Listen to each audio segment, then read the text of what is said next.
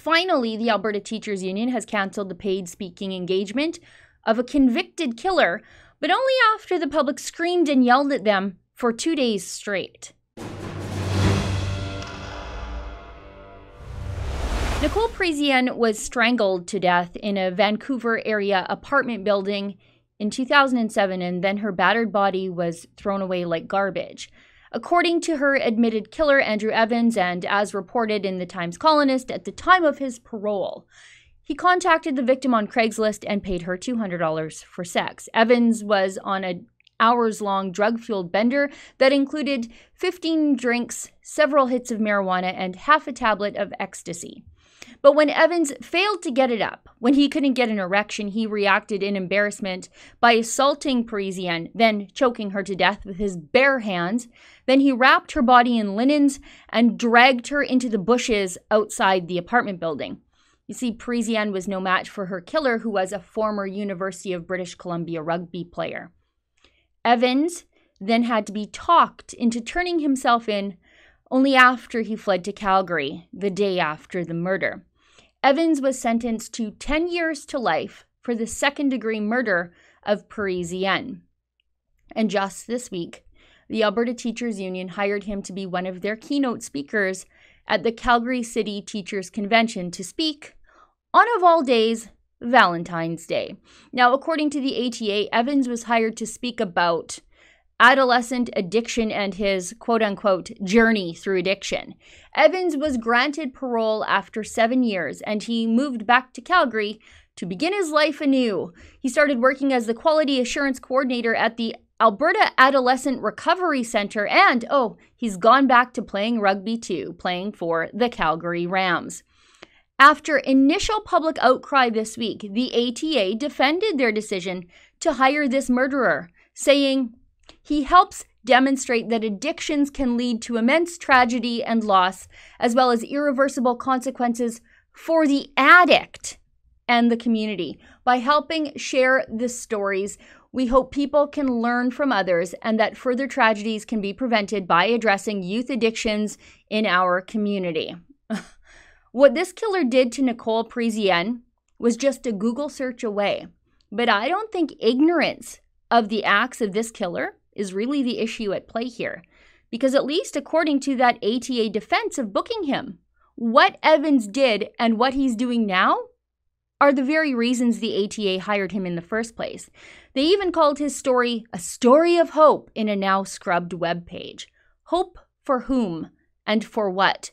Hope for Evans to make a quick buck and rewrite his own violent history? Because there's absolutely no hope for Nicole Parisienne's family in all of this, just more pain.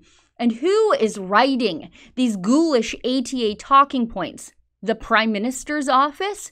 Now finally, and thankfully, after defending the hiring of this killer to speak at their conference in much the same vein as Justin Trudeau defends those returning ISIS fighters as a powerful voice for de-radicalization, the union has now disinvited their deadly but now suddenly rehabilitated keynote speaker. And there really was no redemption in all of this. The killer blamed his bare hands assault and murder of an Aboriginal woman on his drug use. And to add insult to injury, he appealed his already meager 10-year sentence on those grounds, that he lacked the ability to be responsible for his murderous actions because of his drug use. This is not a story of a man redeemed. It never was. It's a man who didn't get the sentence he deserved, who got out early because the system said this woman's life was only worth 7 years. And now he's on an SJW speaking tour because he's the hero? For what? Getting out frighteningly early and being sober and not killing any more people? Congratulations. Evans is monetizing his heinous crime, and the unions were all too happy to help him do it. I mean, what's the silent auction item at the Calgary Teachers Convention this year? A clown painting by John Wayne Gacy? And as another terrible aside in this already terrible story, there's another failing of the system at play here. How in the sweet hell does someone on parole for the violent murder of a vulnerable Aboriginal woman get a job working now with vulnerable teens Who is pulling the strings so that this convicted murderer didn't have to pass the RCMP vulnerable sector background check required of him to work with troubled youth? Heads should be rolling over that one. And did nobody in the ATA leadership stop for a moment to consider the family of the victim here? It's not bad enough that Nicole Parisienne's family has had to live through the fact that her life was only worth 10 years in the Canadian justice system, only worth 7 years before her killer was paroled.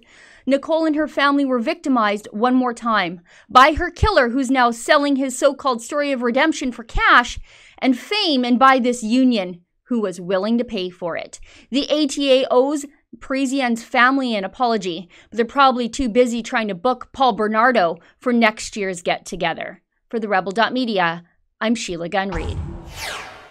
Hey, did you know that there is yet another way to get your Rebel Media fix? All of our shows are available as downloadable podcasts. You can find us at therebel.media/listen or on any of your favorite podcast directories.